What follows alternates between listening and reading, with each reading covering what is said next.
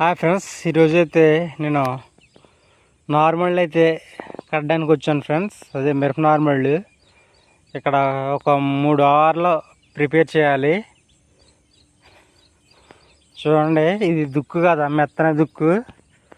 కొంచెం మనం దిమ్మల్లా చేసుకోవాలి. కనిపిస్తుందా మీకు? దారిలో వేస్తున్నాను కదా పారతోటి. చూడండి, ఇది ఇక్కడ నుంచి ఇదిగో ఫ్రెండ్స్, ఇక్కడ దారి కనిపిస్తుందా? గట్టు పక్క ఉంటారు చిన్న గాడిలాగా. చూడండి, ఇప్పుడు కనిపిస్తుంది క్లియర్గా. చూడండి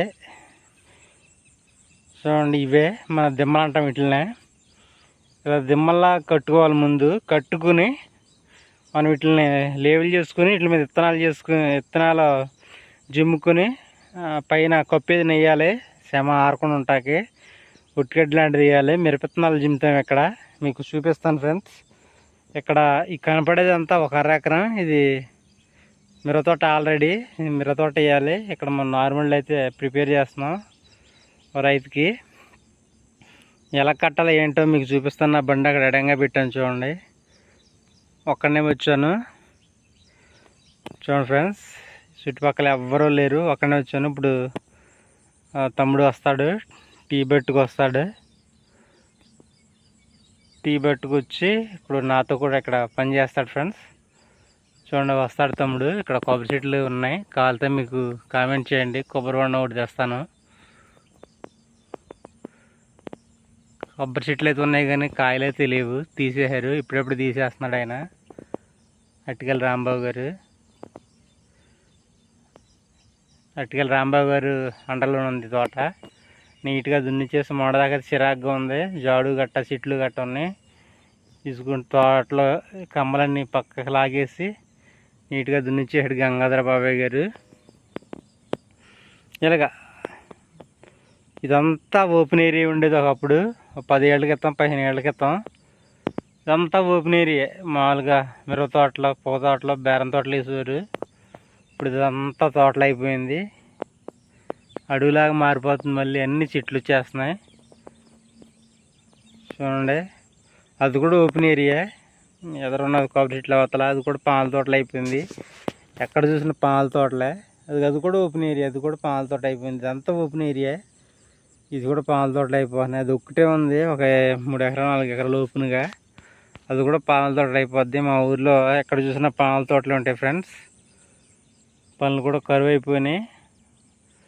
మా ఊరిలో స్లాపులు కానీ అదని ఇదని బయటకు వెళ్తున్నారు పాపం. చూడండి, వాటర్ తెచ్చుకున్నాను నేను.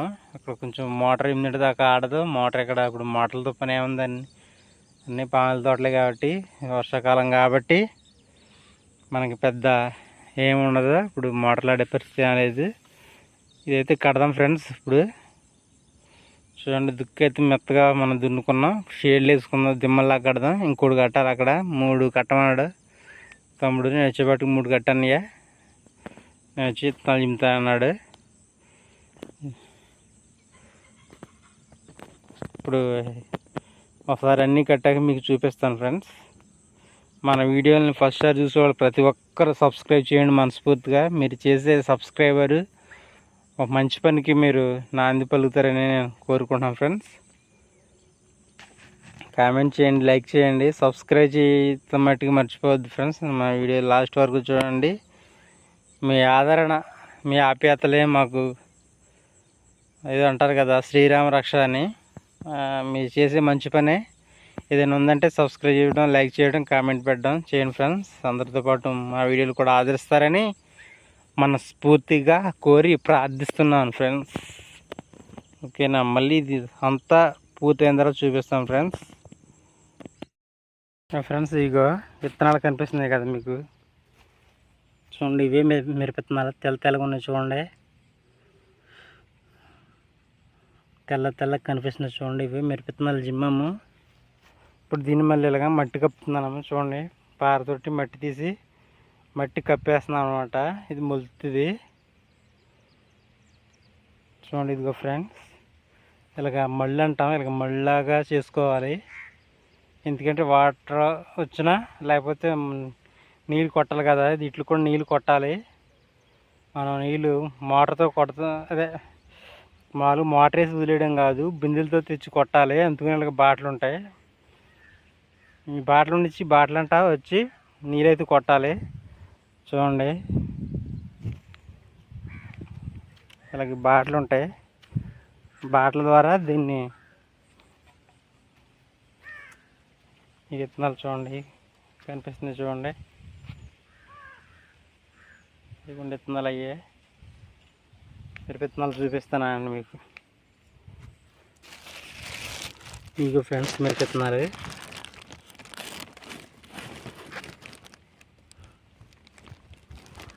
ఇక ఫ్రెండ్స్ మిరప విత్తనాలు ఇవే కవర్లో తెచ్చుకొని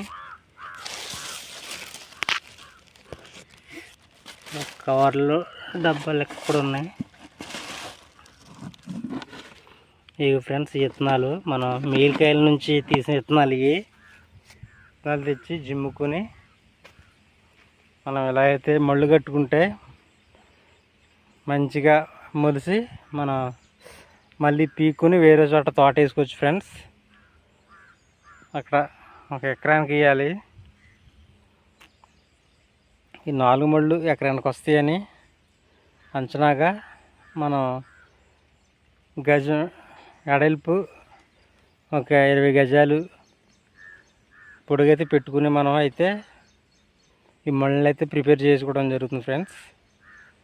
చూడండి, ఈ కప్పి ఒట్టిగడ్డి కూడా కప్పేయాలి. ఒట్టిగడ్డి వేసాక చూపిస్తాను ఫ్రెండ్స్.